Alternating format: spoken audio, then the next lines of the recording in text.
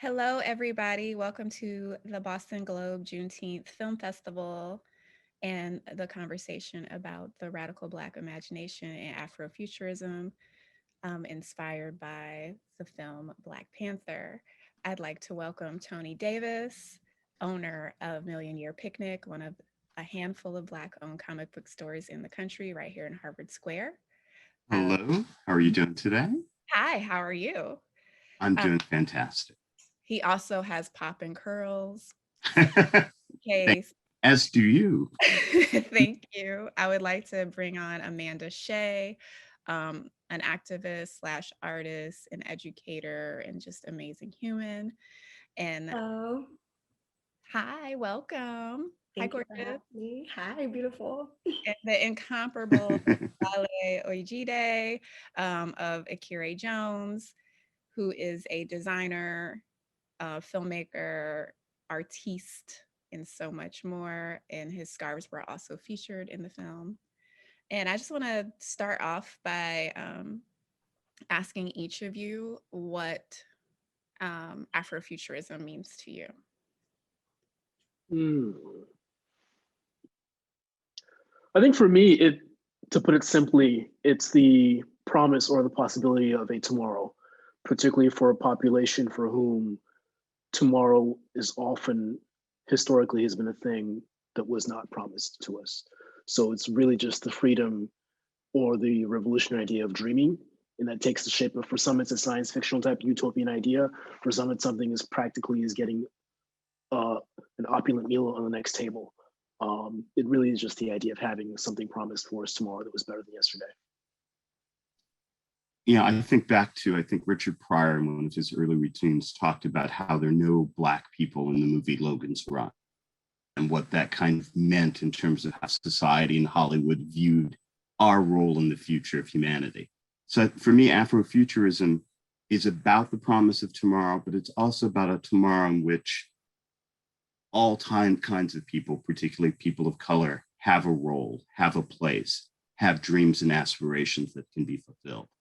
Um, and we get to tell those stories in our voices, um, as opposed to having those stories sort of told for us, sometimes in a benign way, sometimes in a way that's not so benign.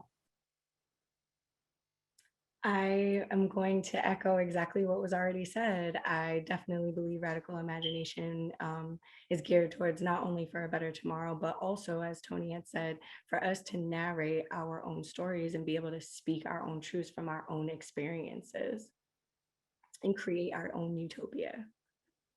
Yeah, I think a lot about it. In this past year in particular, I've been thinking a lot about Octavia Butler.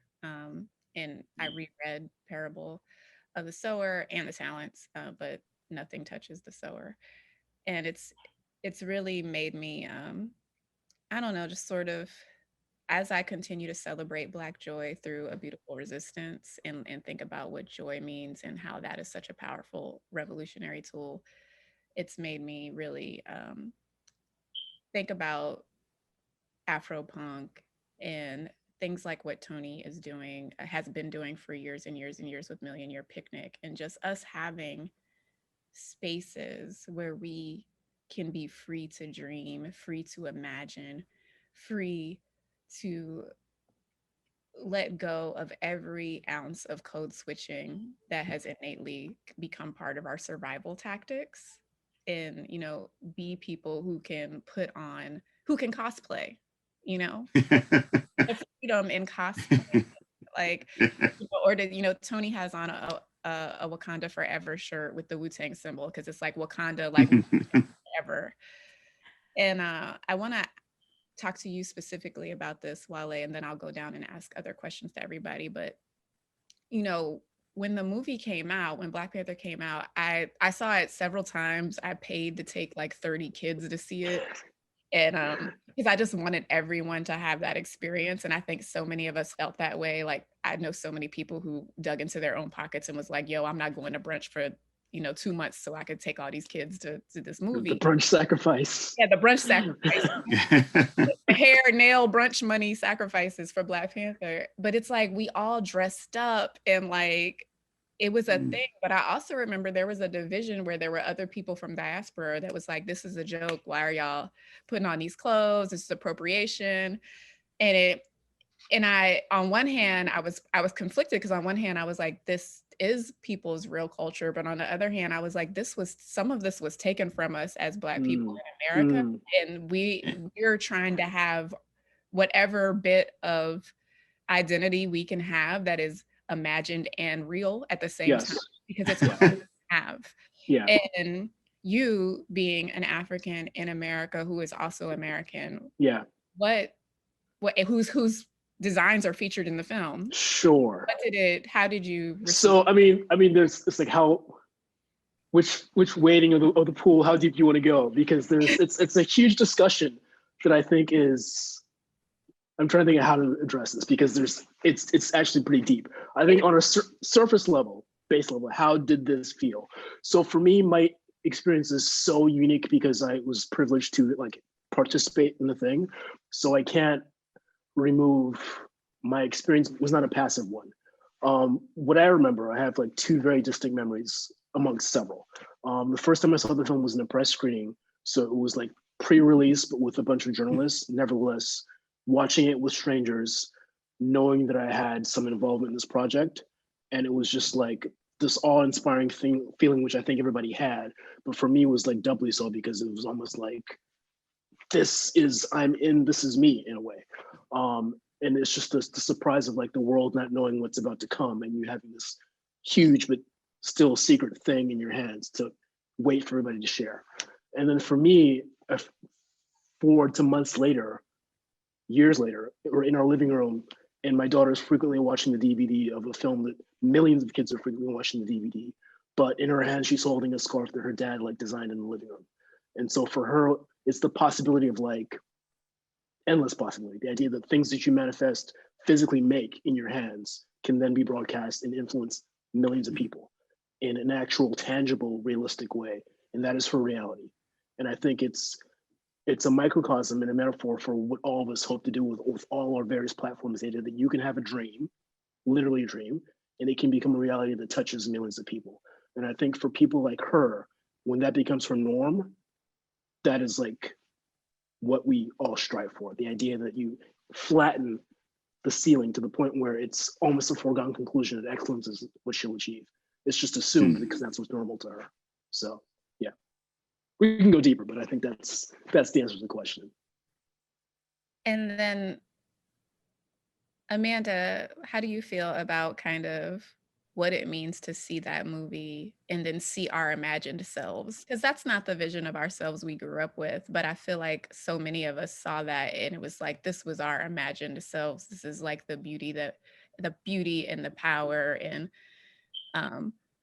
sorry about some of the bad accents and other things that are out there on like Twitter sphere to debate about, but the good things about it, I think are things that we were told we couldn't have, and things that we were told to disdain. There's so much stigma around what it means to be African, what it means to be from Africa, what it means to be Black American, and to have come from enslaved peoples. There's like so much to unpack there. Like to Wale's point, it's incredibly deep and complicated, but I do want to stick on a celebration. It's just like, what is it about that made us say, this is us and we are celebrating it? That, this is the imagined version of how we could be. This is the possibilities of what could have been. I think for me, all of it is powerful, right? Because representation is key. For me, I try to focus on the positives out of the film. It's like, one, opportunity. We have been told for years that Black and Brown actresses do not get paid, or actors do not get paid equally to their white counterparts. So it provided opportunity, it provided representation. For me, I've grown up with all male white superheroes. So to be able to see powerful cast, mostly made up of Black women, for me was just powerful. And the wardrobe itself was just so regal and chic. When we say queen, hey sis, hey queen, that's exactly where that derives from. It reminds me of just royalty and being able to see ourselves in this imagined space, but at the same time, very much a reality. It didn't make, as you know, Wale said, for his daughter to be holding a scarf that he had made for this film. It is powerful. That is the representation I think we've been seeking for someone like me who was raised in Hyannis, Cape Cod. There were no Black folks. So for me, seeing a movie at this magnitude and being able to also see that, you know, they always say there's no power in Black dollars, but as we saw, there's incredible buying Black dollars, right? So I think for me, it was just beautiful representation that said, we can do this, but not only can we do this, but we can show up, be seen, represent, and just remain regal. So for me, it was just a beautiful example of that. Yeah, it's one of the top grossing films of all time. And Period. also, I mean, the regality, it's there. But, you know, I think Yes. a lot about what Nakia said when she's like, oh no, I'm not here to serve the country. I will save my country. And I'm just like, that mentality, to see that from Black women. I remember leaving the very first screening, the media screening that I went to. One of the critics had brought his daughter, and I'll never forget the look on her face was so impactful that I actually wrote my review literally resting on the smile of this young Black girl. Like, I opened with the smile of a critic's daughter, because her smile like stretched from ear to ear, and her teeth were just like, her teeth were smiling. It wasn't just that her smile was smiling, her teeth were smiling. Like, she was so happy that I was like almost in tears at her joy, because I knew in that moment that she would not grow up how so many of us grew up, feeling like having to stretch our imaginations to see ourselves in, like, I loved all the comic book movies and She-Ra and all, like, I was a huge nerd. So, and it was like having to grasp any little thing to see yourself in any little character. And she wouldn't have that. You know, she was gonna grow up seeing something else, and it gave me such pride. And that leads me to you, Tony. Like, you've been creating space in in a culture that is notorious for locking us out, and which is crazy, because in the comic book world and comic book and anime world, all of these characters, even when they aren't Black, are so often marginalized. So it's so crazy that we've been locked out of it, and you've been creating this space in it. What has that journey been for you, especially to see Black Panther take off the way it did? Well, you know, we've been trying as a store for decades simply to be open to everyone. And certainly to be open to women, to be open to people of color. It is an industry dominated by white males, from publishing down through fandom, and certainly on the retail level. So for me, as somebody who grew up with the Black Panther and T'Challa and the Nation of Wakanda, as told by Stan Lee and Jack Kirby, it's an incredible Afrofuturistic concept that they have. The idea of this African nation that, because it is cut off from the oppression of colonialism, because they have the retention of their own resources, develops into this technological wonder, the most advanced nation in the world. But it's a skeleton. And what I think the film did, both in terms of reality and imagination, was flesh it out. It gave it its vibrancy, its color, its culture, its character.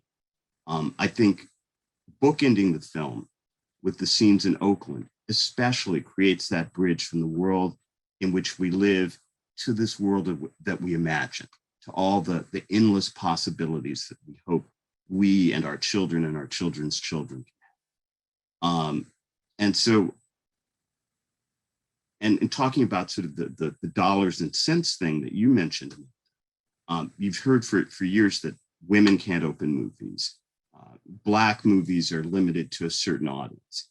And so to see a movie created by so many creative African and African-American artists, to see a movie that speaks about us and to us, not only achieve this amazing success within our own communities, but to see it reach out to all of these people who are outside of our community, or that specific community, because the reality is we're in one giant community.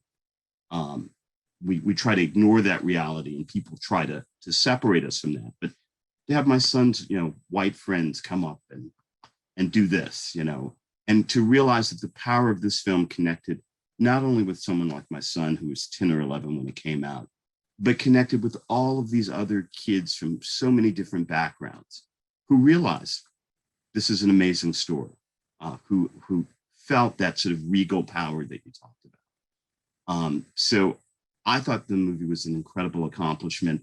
You can nitpick on various things on pretty much anything. I think what we need to do is look at the incredible positives of this movie and then continue to extend them, continue to bring in more people, continue to bring in more voices and more perspectives. It's going to be interesting to see. I know that they're working on the second film now, how you move on from Chadwick Boseman, but you introduce so many amazing characters, and particularly so many strong female characters, that I have the feeling the next movie could be even more spectacular and even more genre defying. Because I do think, not only with this film, but with some of the other films we've seen the last few years starring with strong female protagonists, that the industry is starting to accept the fact that both in comics and in films and in television, that when you bring everybody on board, that's a gigantic audience. And I just hope to be able to live to see dozens more projects like this. So I'm really excited at the possibilities, and as devastating and heartbreaking that it is that we lost Chadwick Boseman, I do feel like we were set up story-wise, writing-wise, with all of these powerful Black women characters, powerful Black queer characters. And I think Ta-Nehisi Coates doing what he did with the comic book series, and he focused so much on the strong women characters and women relationships, that I think it gives so much story. And seeing how this movie kind of led to that happening with the comic books, and then even with Eve Ewing and, is it Ironheart? But it's just like Ironheart, yeah. all of these like amazing Black celebrated academics and writers coming into the comic book world and creating spaces that we didn't see before, kind of as this catalyst that happened with Black Panther. And I also feel like Black Panther made it so that I can have this t-shirt on.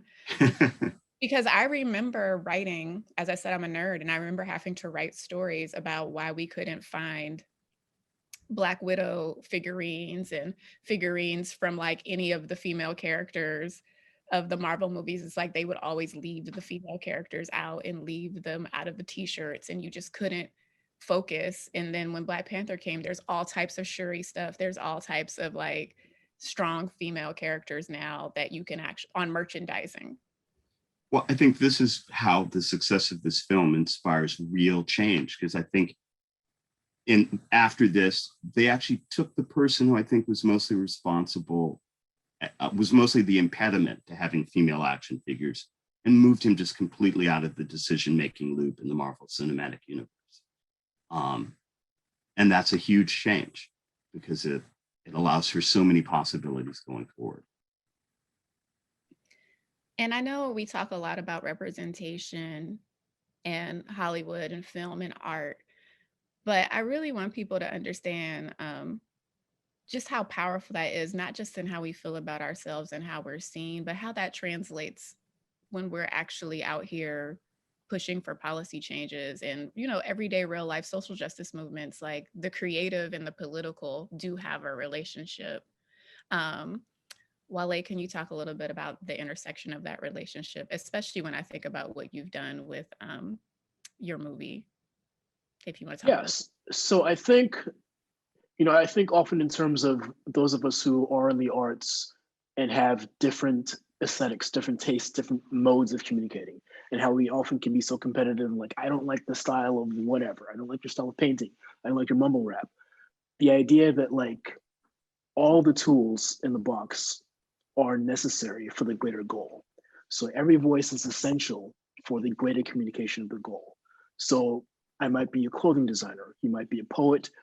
we're all saying the same thing and have the same, for the most part, the will for the uplifting of our people. And from that greater point of view, every voice is essential. And so we talk about representation, the idea being that there are people who don't absorb information in a way that is complicated. So for them, if you give them a very simple allegory, a superhero story, or if people are xenophobic, you need to give them a way that's not high-minded. A simple story, the fairy tale story, a Black Panther story, is a way to reach and access populations that might not have as nuanced discussions as you'd like, but this they can understand. And so you can then talk to them about policy and human injustice after they've seen something they can grasp and shape within their hands. So a story like Black Panther is essential to liberation of Black people because it reaches and brings the stories of Black people to the forefront for populations for whom we're not considered. And so because of Black Panther, you get to have a Judas and a Black Messiah, the idea that each thing opens the gate for the other. And so things that can be seen as really kind of simple and surface and facile can actually be just as essential as a 6,000 word tone by Ta-Nehisi Coates. Both of them are essential for the greater goal of communicating the uplifting of Black people. Amanda, I would love for you to talk about the intersection of art and activism, because that's literally where you thrive and rise. I love how you just put that, Wale. So thank you so much. Wow. That was powerful. I absolutely agree. I think with, as you had said earlier, art amplifies policy.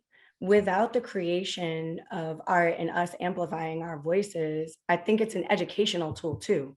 That's the other thing I wanted to add to what Wale was saying is it's an educational piece. How are people going to get the information that they need to get if we don't tell them where to seek it or even give them that little drop of wanting to learn about it even further? And Black Panther did that, I believe, as well, where people didn't have the history and they're like, okay, well, maybe now I should go and do, hopefully their right history, go and do my history and go look, and not ask my Black friends for help with that, but actually go and seek that information for myself and for us as Black folks, for us to actually get a little bit more deeper into ourselves and know what our history is. For me, especially with artivism, I feel like it is an opportunity for artists to be able to speak their truths and speak their journeys and speak about what's happening in our social climate to a broader audience, where in terms that they can understand, where they can relate, especially through emotion. I find that when I'm creating my art, it's from an emotional standpoint. Anybody and everybody can relate to emotions. You don't have to be from a particular background to understand a sadness or an empathy or compassion or guilt. These are all things that we can we can agree that we may feel in different situations, but we understand the base root of that. And therefore, I think art is exactly what amplifies that for people. And it acts as an educational tool. I think it's certainly important because art is an imitation of life, but that's the phrase. But I like to say art is life. Life is art because we're constantly creating. I just knew both you and Wale were going to. Thank you both so much for that. I think this is why art, whether it's cinematic or writing or visual, like paintings, fashion, which Wale does so powerfully, photography, they are such important mediums of, they're in our revolutionary toolkit. We have a question from the audience that I want to ask you, Tony, because you did grow up reading the comic books, and I feel like you know most of the iterations of Black Panther, you would be able to answer this best. One of our audience members is talking about the Black and white relationships that are in the movie and in the comic book, and do we feel that they are ahead of today's reality? Black and white relationships, meaning racial relationships between... Yeah, the racial relationships, because they talked about this person said there wasn't a lot of white representation, but did you sense that the Black and white relationships were ahead of today's reality? That's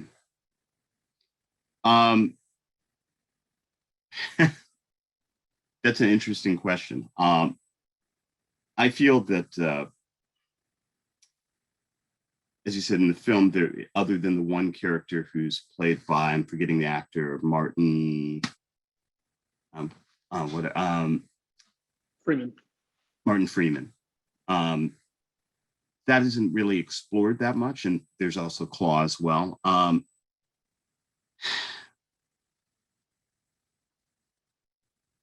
The Black Panther comic book has followed from sort of the generic superhero stuff, superheroes fighting villains, up through some really great storylines of him taking on the Ku Klux Klan that came out in the 1970s. I think the one place in which the comics and the movie exceed what we do now is there's so little attention in the United States paid to Africa, to the entire continent of Africa. If you want to know what's going on in Africa, you have to turn on the BBC at about 2 in the morning, and they've got people on the ground who will tell you stories. But we don't talk about Africa at all. We have a difficult time talking about race in our own country. Again, you may find better coverage of racial inequality in the United States reading The Guardian from England than you would find in American newspapers. So I would say that, you know, the comic book and the movie are really sort of dealing more, the movie especially sort of dealing more with the sort of internal struggles within our own community, because the African-American community, the African community, it's not a monolith. So you have these two main characters of Killmonger and the Black Panther, who are sort of talking about their own visions of the future. And both of them rooted in solid realities. So in terms of race relations with the Black Panther character, I don't think that has been addressed as much as it could be, but I don't think necessarily that's what people are looking to do with the character right now. I think we're looking to talk more about some of the internal dialogues with our own community, as opposed to our relations with the outer world. And certainly when you look at a lot of, say, white action adventure films, there's no effort in most of those to deal with questions of relationships between communities. There just isn't. So the fact that you have a Black Panther movie that mostly centers around characters of color, I think is a perfectly natural thing. And something actually that's quite kind of refreshing to see. There's a comic book written by Marjorie Liu called Monstrous that which almost all the characters are female. This entire, you almost never see a male character in this. And she said, quite frankly, she patterned it after, you know, the hundreds of movies she's seen, hundreds of books she's read, where there are no female characters of note. And there's never an explanation for why this is so. So she figured she would do the flip. So I think the Black Panther sort of stands alone from that right now. We'll see where future movies decide to go. We'll see what future comics decide to do. But right now, I think the Black Panther is on a different journey. I hope it stays on that journey, Tony. It makes, when I saw the question, I immediately thought of Toni Morrison in The White Gaze, and kind of like how nobody asks that of white superhero films. And we've been watching white superhero films our whole lives and never thought, you know, like, well, we thought it, but it's like, you know, that was never the filmmaker's requirement. And I was like, we have this one thing that is predominantly Black, made by Black people. It's okay for us to be thinking about how we see ourselves and how we see each other within the nuances of the Black community. And I find it very refreshing that we're not hyper focused on the white wolf and all this, you know, all these minor white characters that appear. I was going to say, it's funny, there's a comic that came out when I was a kid, Green Lantern number 76. And in it, an older African-American character asked the Green Lantern, he said, I know you work with some blue-skinned people off on this planet, and I've seen you do this and you do that. He said, I've never actually seen you interact with Black people. What have you ever done for Black people? And he sort of stops to think and he goes, I haven't. And so that sort of, as you said, that was common and is common still. I think, in many comic books. So let the Black Panther have his own adventure. I'm sorry, Wally, what were you going to say? You want to say something? Yeah, I have, as my friends know, I have an only child. And so I think what that means is this wonderful person is used to getting attention all the time from everyone in the room because she's generally, in any room, the cutest, most wonderful person in the room. But what that means is the flip side of if a person from her position is not accustomed to not getting attention. And what I often have to reiterate is some days, for example, it was recently the anniversary for parents. I had to say, today is not about you. It's not your day. We love you, but it's not a day when you should be getting cake. It's a day when we should be getting cake. And so extrapolating that to the theme of the film that centers people who happen to be Black, it's an interesting flip societally when those who are the majority look upon a thing that doesn't center them. And the question for them is, can you find humanity and beauty in a story that doesn't center you when we are forced to do the same all the time? And if you cannot, then you have to interrogate the way that you see beauty and what is it you find in stories that don't involve Church. Thank Blue? you, LA. Blue. Amanda, I'm glad you mic'd on. You and Wale both use not just art but beauty.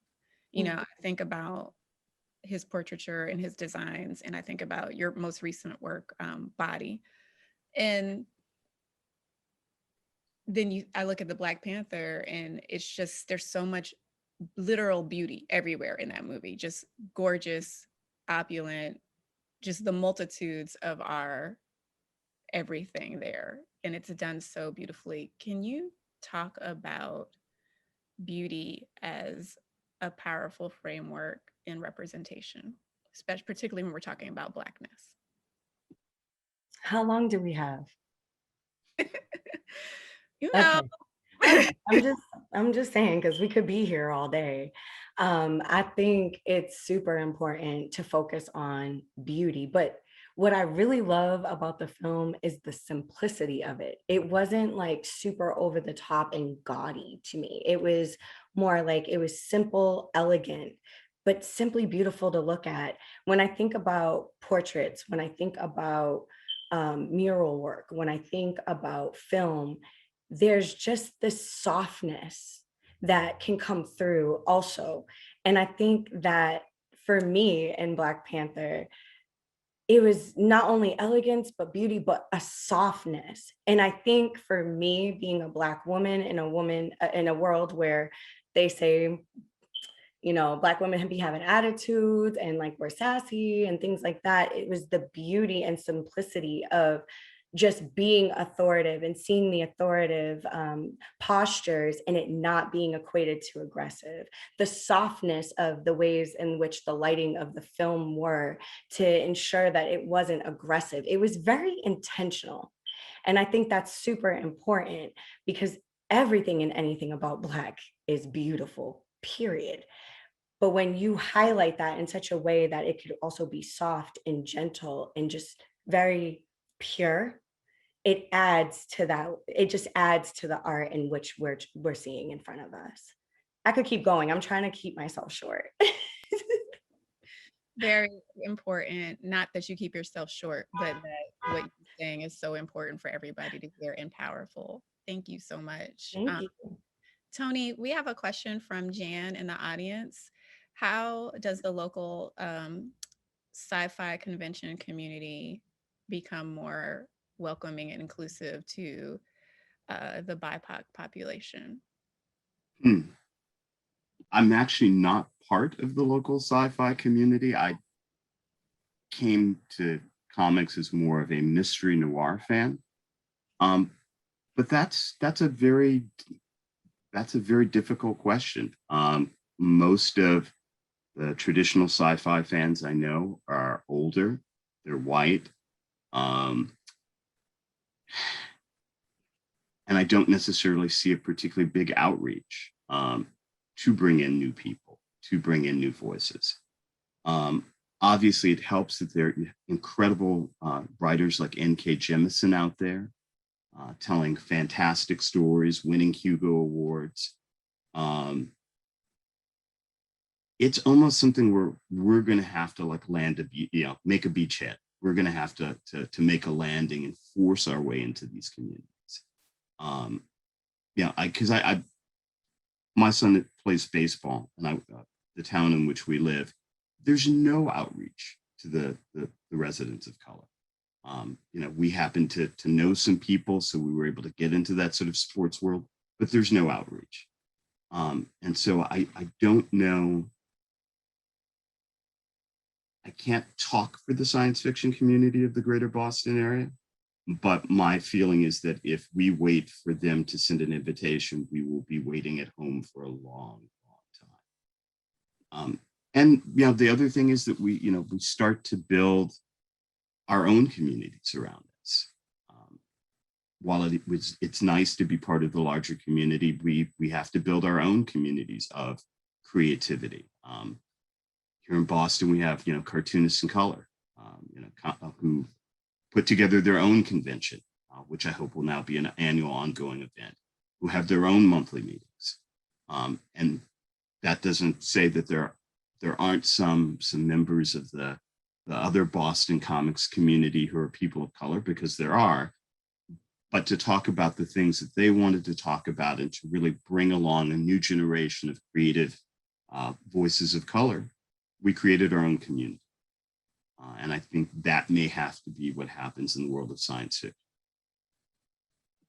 Absolutely. I think a lot about even those like anime cons. And a lot of times I see groups of Black people who love anime kind of mobilize to attend together. So it's like, even if they're not friends and they don't hang, they all mobilize to show up together to sort of create that we're here, this is ours too. And I think that's just indicative of kind of Black people being in a position to always have to take space and make space in every part of this country, no matter what it is.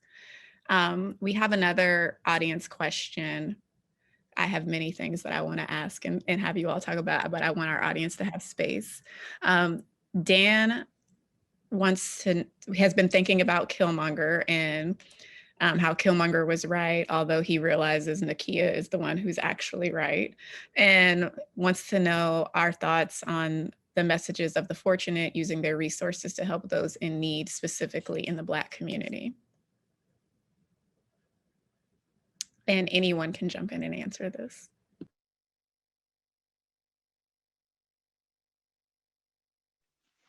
So I think the way I feel is that it would be lovely if the plentiful reached out to help the needy. Jeff Bezos is currently working on going to space. Jeff Bezos could probably pull several countries out of poverty like now, like today, if he chose. Whitey on the moon. This is not a new discussion.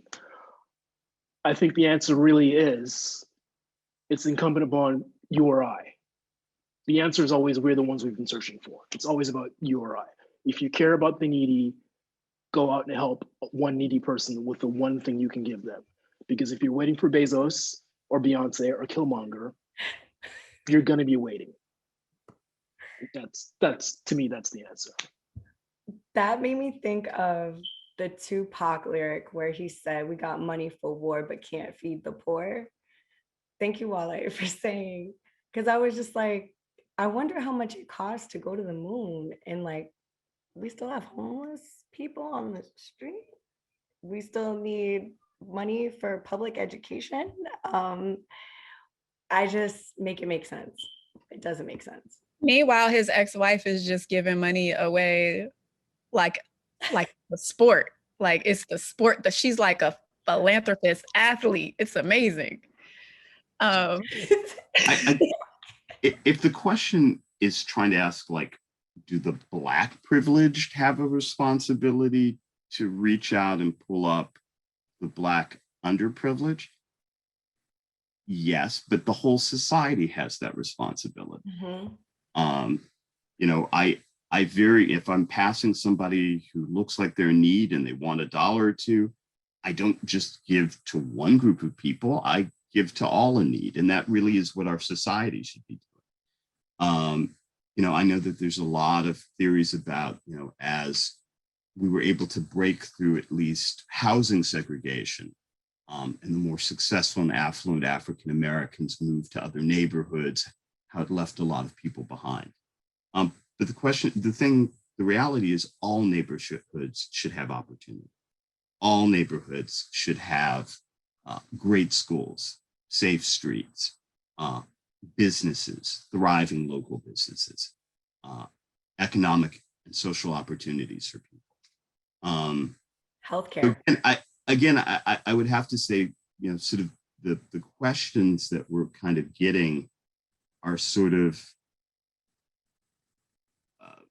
and not to put you guys down, but sort of like, can I say how the predominantly white science fiction community can reach out? I don't know. I'm not a member of that community. Can I talk about how the Black Panther deals with race relations? Again, and this one is sort of, again, one of those questions of like, how can we do this thing that really society should be doing? So, I don't think we're responsible for answering all these questions, other than to say, perhaps you, the questioner, should also be thinking about, like, what could you do? Can you mentor a young person of color in whatever business you're working in? Can you volunteer someplace? Can you get politically active to make sure we have better schools, better after-school programs, better opportunities for all kids who are looking at hopelessness or facing, rejection, facing oppression? That's kind of a responsibility for all of us, not just for the select few. And yes, Jeff Bezos should probably be thinking a little bit more about here at home and a little less about space. Tony, I don't think you're putting the audience down in any way. I think these are questions. I mean, what you said is what the audience should be thinking about. I think it's okay when we get these kinds of questions to add context to it. And I think you said it a lot more eloquently than me ignoring things ever.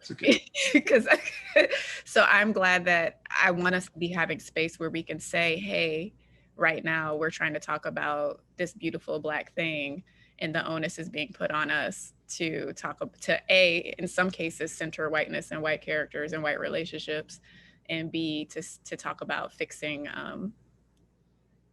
capitalism and racism. So I appreciate that you did that. Specifically, a question about the movie that is still about the white wolf, from Tom Hutchinson, who wants to understand the ending with the white wolf and the sergeant. If anyone wants to talk about the ending of Black Panther, which I thought fed into what we saw in Infinity Wars and Falcon and Winter Soldier. But also, I'm not super comic book IQ high. So if someone who has a better answer than that, please jump in. So we're talking the ending with Bucky. Yeah, if someone wants to know about Bucky. Again, setting us up for future Marvel movies. And as you said, setting us up for the Falcon Winter Soldier TV show. That's simply Marvel. At the end of almost every Marvel movie, they're throwing you something that's going to bring you to the next project. That's just moving things along. So I wouldn't put too much significance in it for the Black Panther itself. Well, we have reached our last little bit of minutes, and I want to thank the audience for your questions. And I get to ask one more of my own. And I like to, we are celebrating, we're coming up on Juneteenth, and we've talked a lot about Black imagination here and Black Panther. But, one of our tools of freedom and resistance is joy. And I love to ask Black people what gives them joy. So I would love to close by having each of you say, what gives you joy? Amanda, you want to start? I knew that. I was like, this should be where I come in. What gives me Black joy? Creating, um, living in my imagination, getting in touch with my inner child, and roller skating. If you know, you know. All of those things. Follow Amanda on Instagram. Wale, what gives you joy? So I think there are a few moments in my life when I'm like, I've been quite clear that I was put here for this purpose. And they've all been moments in which I've been with, frankly, a Black person or person of color or marginalized population who is stunned at how beautiful they look in a given moment. And it's a moment in which I was kind of instrumental in having them see themselves that way.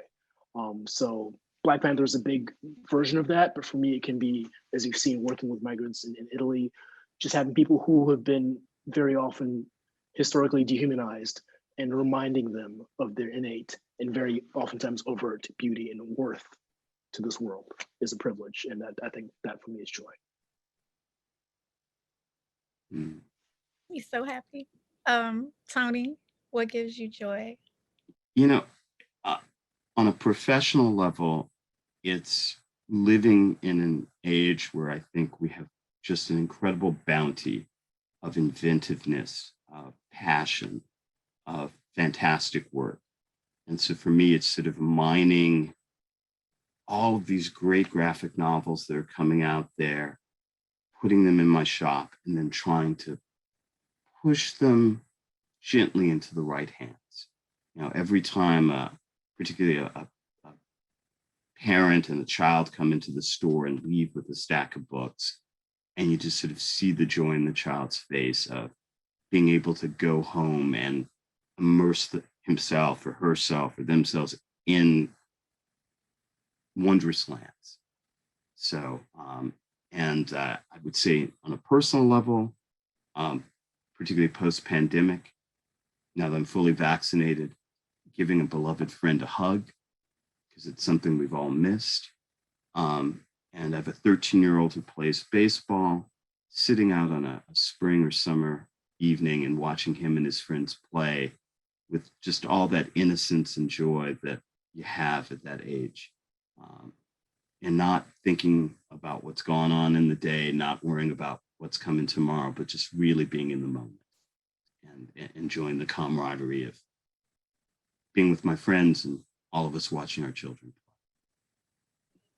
Thank you so much. I love ending on the joy. Each of you give me joy. I'm so happy to have been in discussion with your beautiful Black selves.